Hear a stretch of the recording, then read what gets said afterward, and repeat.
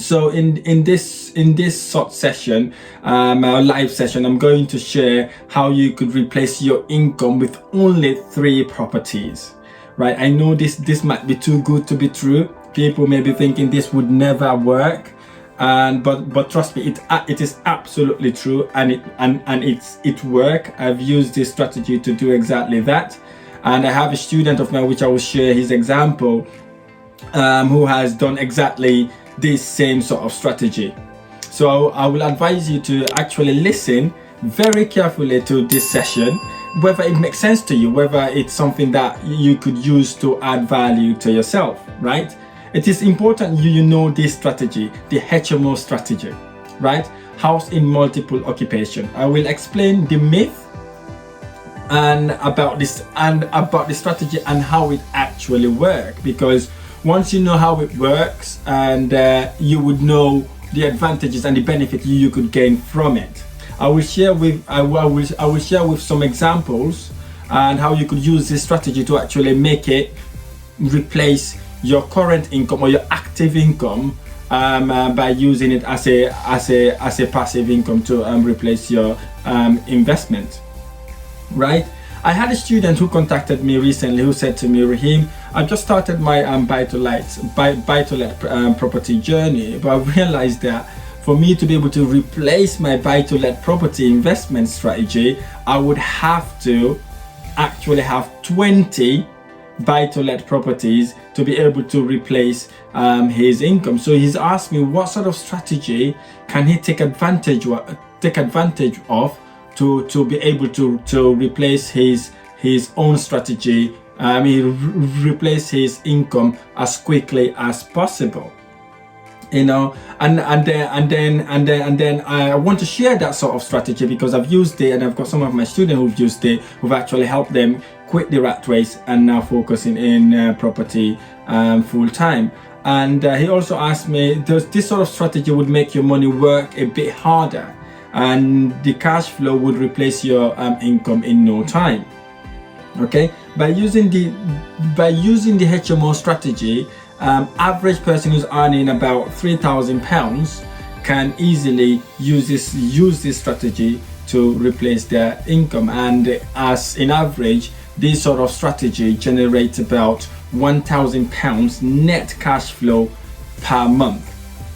For someone who's earning, as I said, less than £3,000 or so, would be able to use this sort of strategy to replace it as their income. So let's talk about, before I go into any of this stuff, so let's talk about what sort of HMOs are there. What are the type of HMOs that are out there that you could take advantage of? Okay, number one, we have what we call HMO, mega HMO.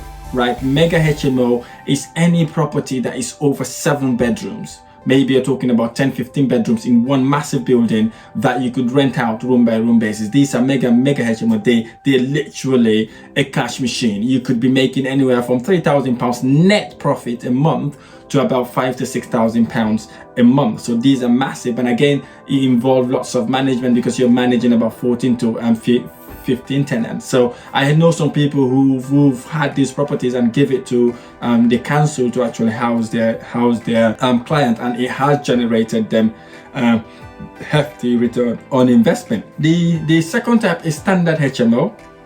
This is HMO between anything less than sort of 7 bedrooms to 5 bedroom house.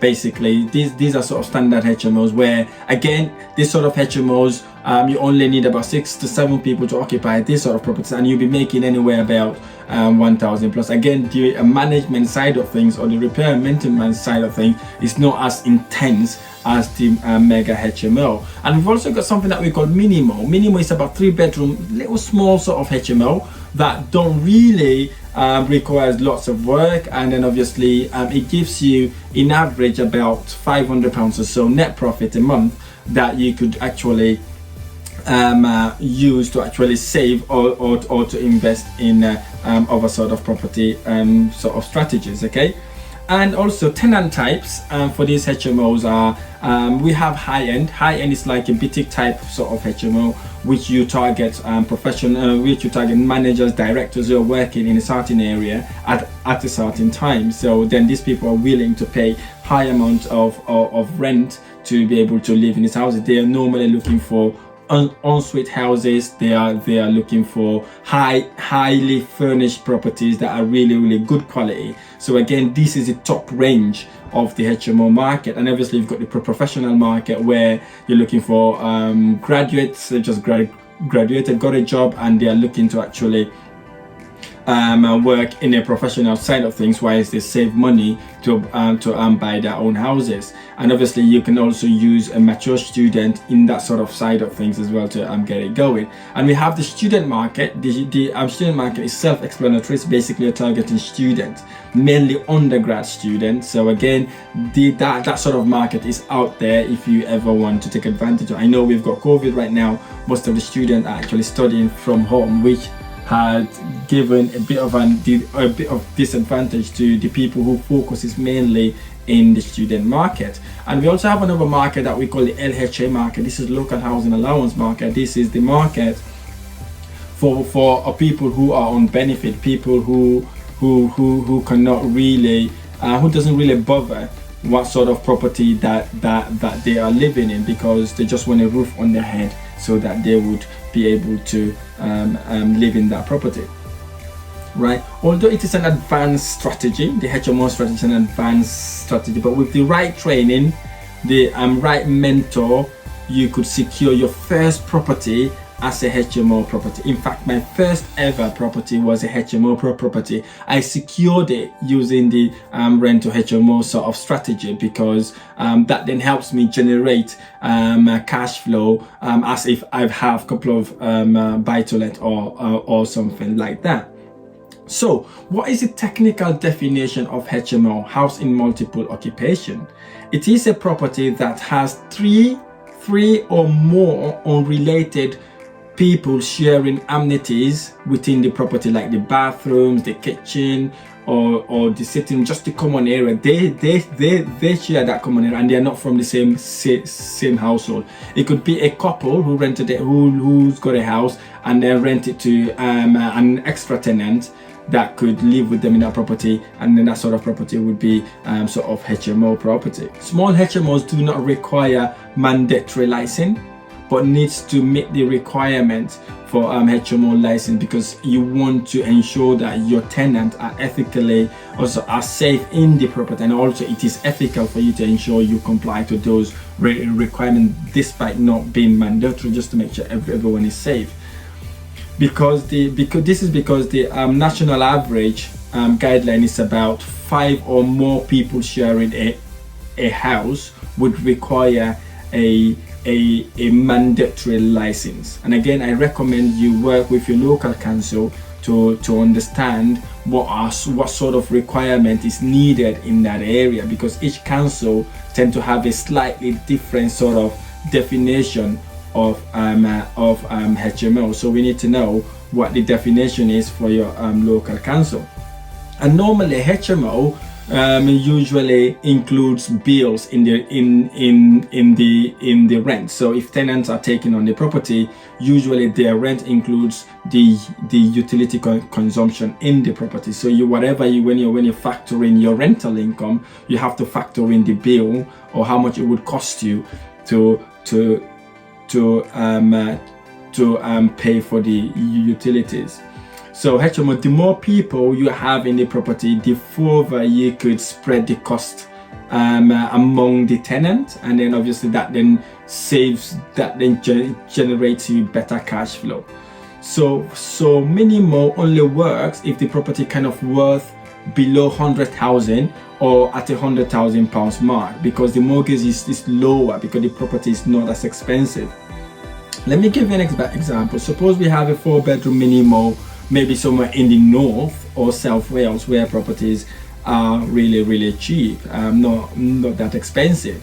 Maybe you can get one for about 100,000 or so, and then each of these 3 bedrooms rent for suppose £400, just to round the figures up. So if you've got 3 bedrooms, you can rent each bedroom out for £400. That gives you rental income of of £1,200 a month. Let's say you've got your mortgage payments to do. Let's say you've got your mortgage.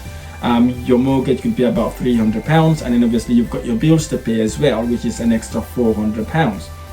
So out of the £1,200 rent you would have received, you will deduct your £300 mortgage, and you've got your bills £400 to take out. That then leaves you a net cash flow of £500.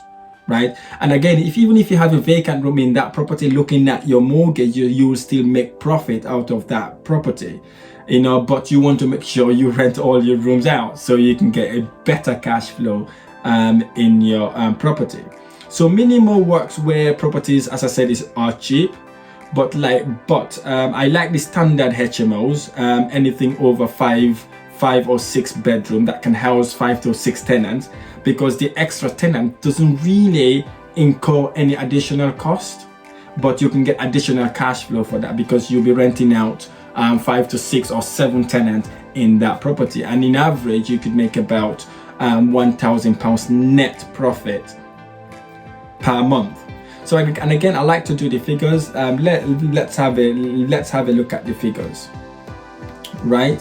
Say we had a property, maybe 5-bedroom property, generating us about £2,500 a month, right? And then that 5-bedroom property, and we've got a mortgage to pay. Let's just assume that mortgage would be £600. Suppose it's £600, and then we've got bills to pay about £600. But because it's a bigger property, I like to include voids, because sometimes we may not be able to rent the property throughout the year. We may have voids, so I put about £100 a month just to take void into account.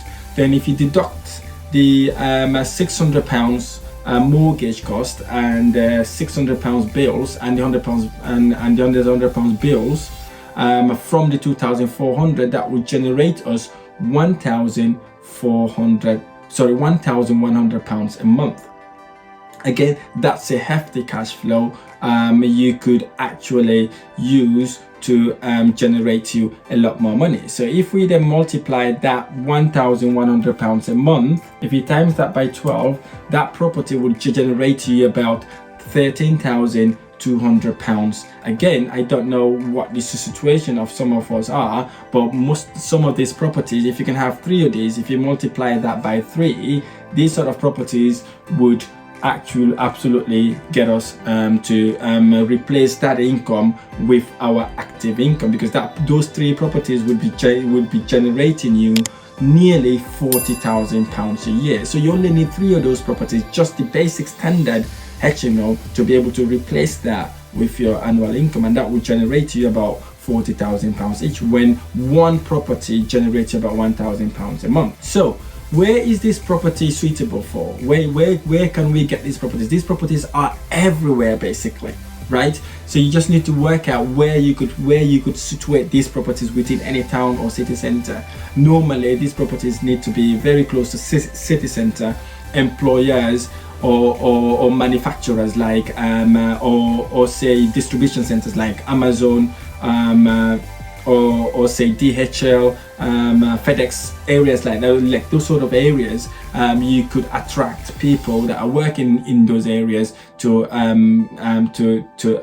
stay in those properties. So if you're targeting professional high-end professionals, again, you want to be very close to city center, or property needs to be accessible, needs to be very close to a train station, tram stop if you've got a tram, or bus stop where they could actually hop in the bus and then drive straight to city center. It's usually ideal to be within a mile or 2 radius from the city center, just to ensure that you're not going to struggle to let the property out.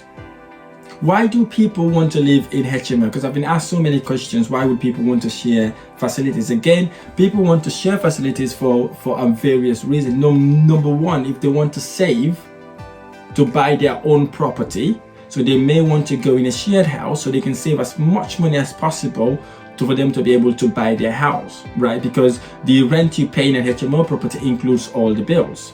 Number two, they may have sadly had an issue with their partner, right? Maybe they've divorced or they had a problem, they just want to move away. And again, instead of renting a flat, which is very, very expensive, they would rather want to live in a shared house where it would minimize their cost. And also the other reason why they would want to live in a shared house is, sadly, if someone loses their job, right, if they were living in a bedroom flat or a 2-bedroom flat where they were responsible to pay the rent and the bills and they cannot afford it anymore because they've lost their job, they would want to downgrade to a shared house. Again, that then saves them money to actually live in that property. Instead of paying £600 or £700 just for a flat, they can pay £400 for a bedroom that they could share the local amenities within the property with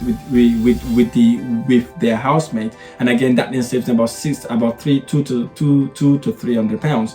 These are some of the reasons why people want to live in a shared house. So there's so many reasons why, especially now with this financial crisis we are in, with the recession. People have lost their job, and sadly more people will be losing their jobs comes when the furlough stopped, or when the government pull out all the supports that they're giving businesses. So lots of businesses would struggle and would sadly lay off some of their staff. So it is one of the best strategies you could use, and it can easily replace your income within 2 to 3 years. Basically, if you want to focus on it, you've got the right mentor, you've got the right coach, you've been to the right course, you can implement that strategy that would enable you to actually replace your active income to a passive income by utilizing this sort of strategy. And also, you only need 3 properties to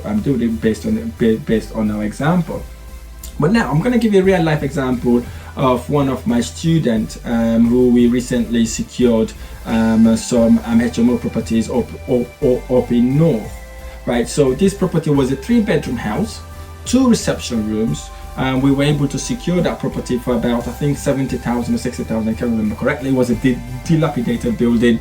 It needed work. It needed work to reinstate it to the condition we wanted it. So we helped him buy that property. So we bought the property, and then obviously we then convert that property into 5 high-end ensuite HMO, right? From a 3-bedroom into 5 bedrooms. And again, it's an amazing property, amazing location, very close to city center in the north. I mean, I think it's in Liverpool actually. So it's very centrally located, very accessible, and we've converted that property. We had 4 of them going, so we've completed 3. So we've got only 1 left. So 2 of them already done up, and again, those properties can be let out for £450 a month, because obviously they are high end and they have their ensuite rooms and all the rest of it. So those 5 bedrooms would generate about £2,500 rental income every single month. Okay, and then the mortgage in that property is about £500, and we estimated our bills to be £600, and we estimated voids to be about £100 again, because just in case we're not able to get some of the rooms rented on time, so we'll factor that void in just so that we know we are protected if anything goes wrong. So that property would generate us £1,300 a month, right? £1,300 a month. That is £15,600 net cash flow every year, right? I don't know how many of these would you need, to be honest, to be financially free. But I bet some of us here, we only need a couple of those, or 3 of those to be financially free and to actually have that passive income coming in. So I have so many people that are excited, that are really looking forward to actually exploiting this strategy a lot more. Because if you can do the maths, I like to do the maths, if you're generating your £15,600, if you have 3 of those, you are on £46,000, say £47,000 a year. So and I know that has replaced your income. Some of us only need 1 of those, some of us only need 2 of those. But again, if you need 3 of those, because you're living a higher standard, and then you only need 3 of those, and in average, it will take you about a year or 2 to secure these sort of properties if you've got the right coach and the right mentor and you've got the right education to get it done. Because obviously it requires you to do some certain things to allow that to happen, right? So I hope this section has stimulated your thinking, and I only have a few minutes to actually share this strategy with you. If you want to learn more, I would like to invite you in my crash courses, and which I run on a monthly basis, and I will just like having advanced courses as well that predominantly focuses in this strategy. This strategy, just to talk about it, could take us a day, or if not more than a day, to actually go through the entire process, what you need to do, how you need to do it, and how you can get to doing this sort of strategy. So if you're interested, you could click on the link on this video. If you're watching replay as well, you can click on the link on the video, so you can then enroll yourself on the free course, where I give you an insight about the strategy. And then if you're interested in going on to the advanced course, then obviously we can then structure it that way. And if you're also looking to rent your property or sell or let your property, whatever you want to do with it, we have an estate agency in Cardiff that specializes in lettings, management and sales. So whether you are in England, Wales, wherever you are, if you want us to help you let your property or sell it, feel free to contact us. We may be able to help. And again, we've got I will leave the details on this video after I finish for you to contact us. Again, if you have any questions, or you like this video, or you like me to discuss any topic you want to talk about in properties, feel free to comment on this thread, on this video thread, or send me a Facebook message, and I'll be happy to do a short video or do a live session in regards to the question you've asked. So so it's an amazing strategy. If you're watching live, fantastic, thank you so much for joining. And again, feel free to subscribe to my YouTube channel for free valuable property trainings. I tend to post videos there every week, so if you're interested, if you like learning about property, or if you like to know what I'm doing, what I'm up to, subscribe to my YouTube channel for a more free property trainings. Again, I will leave the link on the thread on this video should you want to subscribe to the channel. Also, if you want to follow me on Instagram, feel free to do so. It's Rahim Bah, and then LinkedIn also, if you want to follow me there, or be a friend of mine there, it's Rahim Bah as well. So so I'm really excited. I don't want to keep the video very long. I promised to do it under 30 minutes, so I'm good with time. But so it's been exciting. It's been absolutely amazing sharing all these videos week in and week out. So and again, if you have any topic, anything you want to talk about, whether it's come to properties or looking at finances or anything like that, if you want to talk about taxes as well, let me know. As some of you may know, I am an accountant, and I have a sort of a knowledge in accountancy, in terms of working out your cash flow, whatever you want to talk about in terms of property. Feel free to comment on this thread below, or send me a message. If you want me to do a video, I'm happy to do those videos as well, so that everybody can learn and share. If you want to interview me, for example, feel free to comment on my chat box, or send me a message, say, Rahim, you know what, let's do a Facebook sort of hangout, so you can ask me as many questions as you could possibly can. I'm happy to answer it within the 30 minutes, and then it'll be good to see someone on the other side also asking questions, and then obviously it brings that interaction in the platform. Thank you so much for listening. I look forward to seeing you next week.